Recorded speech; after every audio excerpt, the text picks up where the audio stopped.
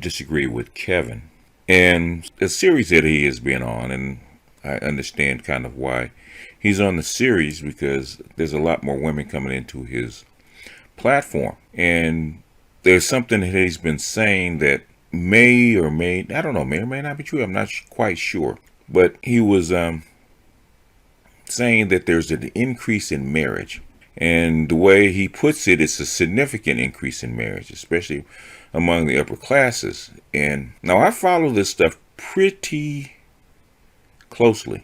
And, every month or so I check up on the marriage rates and the divorce rates and stuff like that, because, that's part of the get more MGTOW interest, which is marriage rates, relationships, all that kind of stuff. So I try to keep up on it. You go to black demographics and stuff like that. So you try to keep a pretty close eye on it. And I didn't detect an increase. So I said, maybe there's something that I'm missing, or maybe there's something that I haven't found, or maybe he's making it kind of narrow. If it's really narrow and he's really talking about a very specific group that I didn't see, I'll beg his forgiveness. But it's not that I disagreed with him, but I said, maybe there's something that I didn't find out. Maybe there's something that I didn't catch. So I went on a search and to find the marriage rates, because the marriage survey is only like every 2 years. So your marriage and divorce rates only change like every 2 years. And that is the increment. 2020, since this is a census year, you probably get a more accurate count than just a survey. So I was looking around, and all the charts that I saw didn't show what he was saying. I could show tons more charts, but I'm not. I'm just going to read this article from Brookings Institute. Brookings Institute is pretty accurate. Not 100%, but it's pretty accurate, because most of the data comes from government, because that's what Brookings does. It actually does analysis for the federal government. So we're just going to read this real quick. It's got a few charts, and we'll go from there. Middle class marriage is declining and likely deepening inequality. In other words, separate people and that don't cohabitate, saying two can live as cheaply as one, which is what we used to believe in, but not so much anymore. So it's going to cause, you to need more room in more houses, more room, more single dwellings, and people are going to have less money. So over the last few decades, family formation patterns have altered significantly in the U.S., with long-run rises in non-marital births, cohabitation, and single parenthood. Although in recent years, many of these trends have leveled out. Importantly, there are increasing class gaps here. Marriage rates have diverged by education level, a good proxy for both social class and permanent income. People with at least a BA are now more likely to get married and stay married compared to those with lower educational attainment. Back in the 1960s, marriage and divorce rates at these groups were nearly identical. As our colleague Isabel Sawhill has written, family formation is a new fault line in the American class structure. In this paper, we describe marriage patterns by income rather than education, with a particular focus on the middle class. We use our standard definition of the middle class as the middle 60% of family income distribution. To allow for comparisons between families of different sizes, we adjust for family size using the square root method.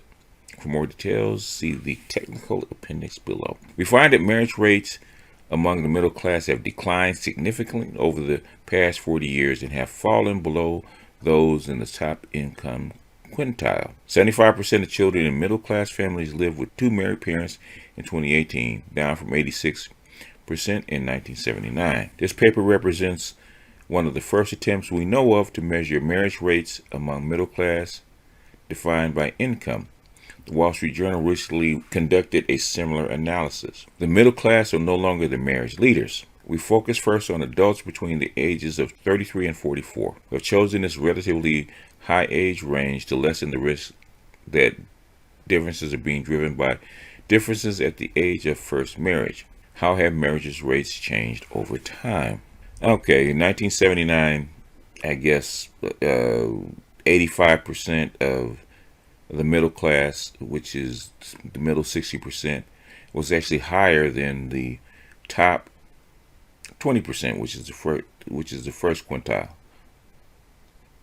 And of course, poor people get married less. That's obvious. So basically, the fifth quintile, the first quintile, which is poor people, actually cohabitate. So this is poor.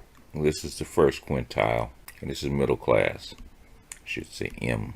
So if you look at it, like I said, the middle class, it used to be the leader before 1980. And I guess as the manufacturing base got cut out from under, it gets driven down.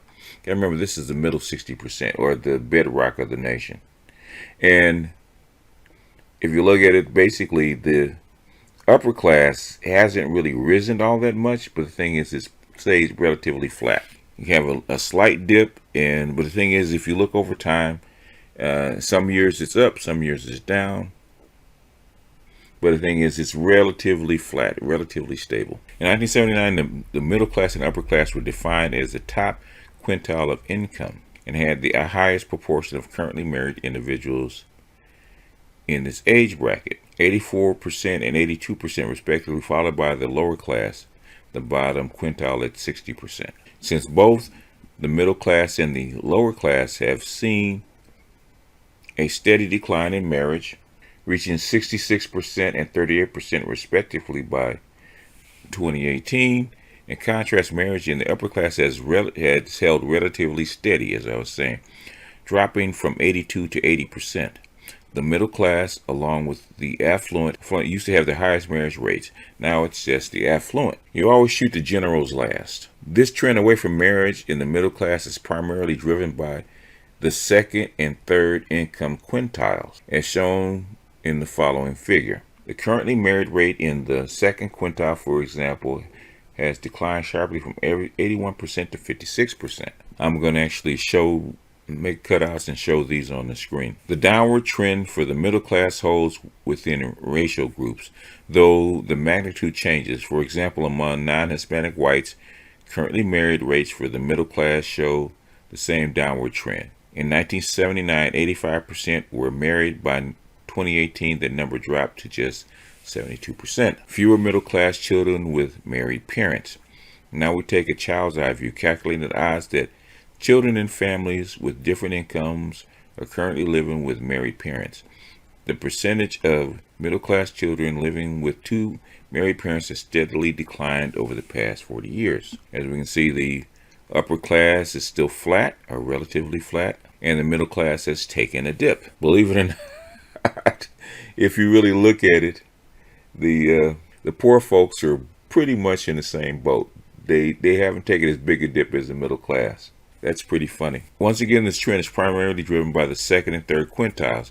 3 in 5 middle class children in the second quintile currently live with married parents, down from 77% in 1979. The rates for children in upper class households by income are much more stable and higher than for middle class children. The rates for children on the lowest income rung are much lower, 35% in 2018.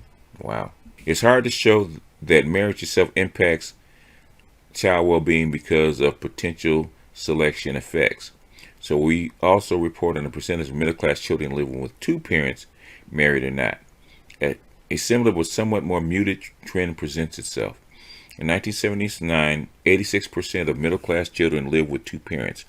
By 2018, that number has dropped to 80%. In other words, there's two parents in the household still, they're just not married. Here, the widening gap is most marked for the second and third quintiles, which both show a downward trend from 1979 to 2018. The percentage of children in the middle third income quintile living with two parents declined from 88% to 81%, for example. Does marriage matter? There are clear, uncontroversial reasons why two parents are better than one. Time, money, and energy, to name just 3. And while there has been a decline in the chances of middle-class children having two parents in the household, the starker divide is in marriage rates. Why marriage matter? Over and above cohabitation, one possibility is that marriage helps to maintain stability, which is correlated with family structure. On average, married couple families experience the most stability. And for children, a stable family environment provides a solid foundation, while instability is linked to negative child outcomes, including problematic behavior, poor social development, lower educational attainment, poor cognitive development, and a wealth penalty in adulthood. An increasing number of children, now 40%, are born to or later live with a cohabitating couple. Those born to a cohabitating couple on average will go through family transitions by the age of 12. That's almost triple the number of transitions children born to a married couple will go through by the same age. There are, however, huge differences between new parents who are cohabitating and those who are married, including age, education, employment, wages, and intendedness of the pregnancy, all of which are likely to weigh more heavily on outcomes than the fact of the marriage itself. This correlation between family instability and family structure is nonetheless important because there are growing socioeconomic divides in family formation. The decline of marriage among poor and more recently among working class has been well documented. For example, recent data shows that marriage rates among poor and working class are much lower compared to the middle and upper classes, but the decline is impacting middle class families too. As our analysis shows, stable families are no longer a strong feature of American middle class. Why the growing marriage gap?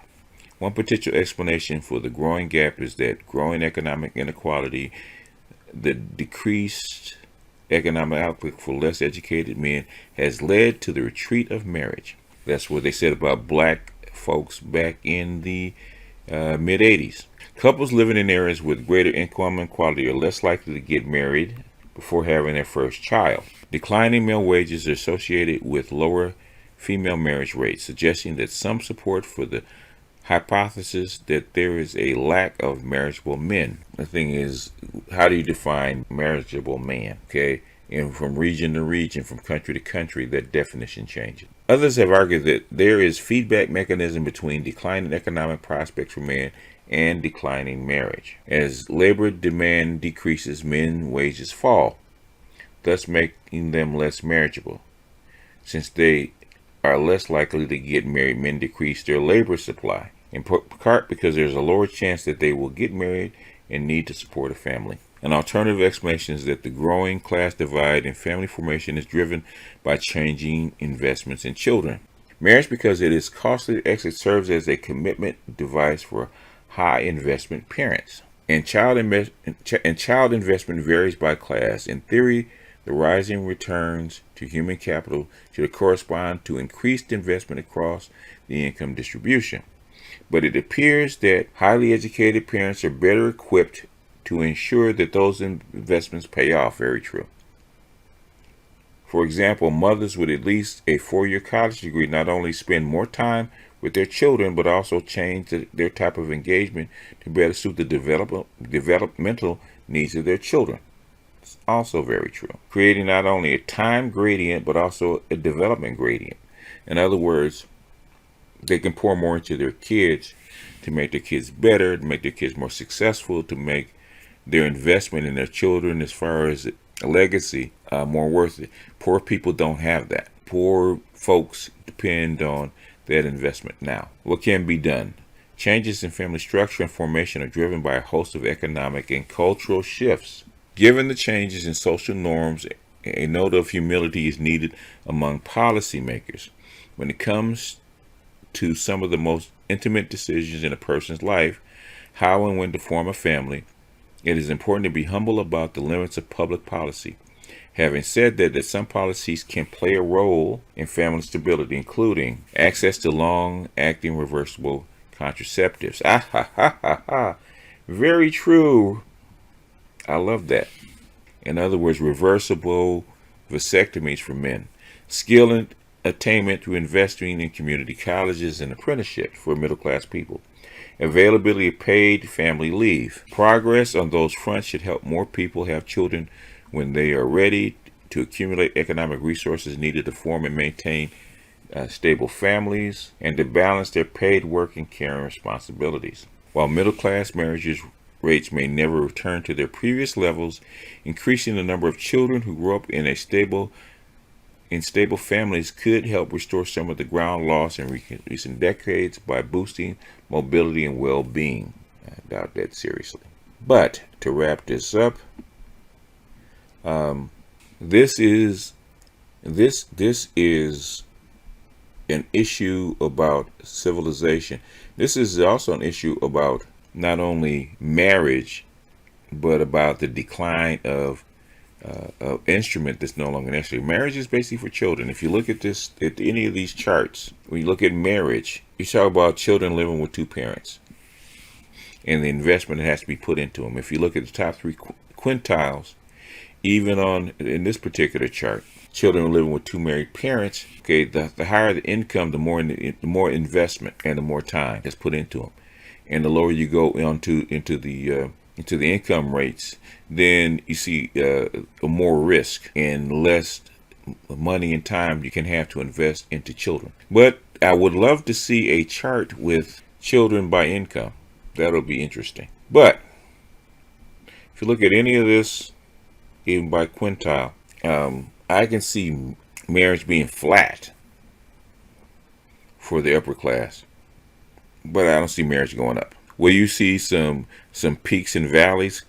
You're going to see peaks and valleys, but you can't go by a 1-year trend and say that marriage rates are rising. Basically, if you look at this stuff, even look at the top percentile, that's basically flat. That's basically flat. We would call that flat. Not perfectly flat, but that's flat. In fact, a few years ago, you're in the mid 2000s, the marriage rates are even higher. So to say that they're rising, they're basically flat.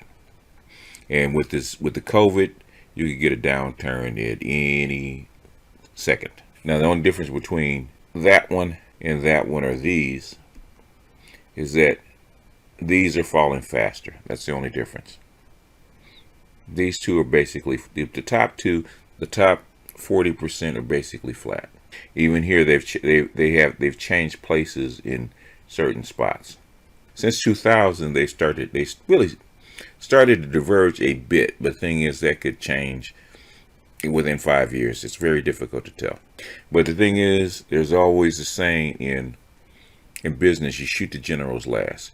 And since they have enough money to weather the storm, or basically lessen the impact of a downturn, marriage is probably stable. Whereas the lower classes, the lower income earners, they can't weather that storm, so they don't have any buffer. And then the people up here are probably more likely to have come from a two-parent household in the first place, less likely to come from a divorced family. But anyway, the one thing I can say is that marriage is not really increasing. It hasn't spiked. Marriage is basically flat in the upper classes. It's more stable, but they've been saying that for years. In fact, even with the upper classes, it still hasn't gone back to its pre-1980s high. It's still below that. So until it gets above that, then I wouldn't put any credence on it. It is what it is. But with that, I'm going to bounce off of this BGS out, and I will see you guys on the next one. Peace.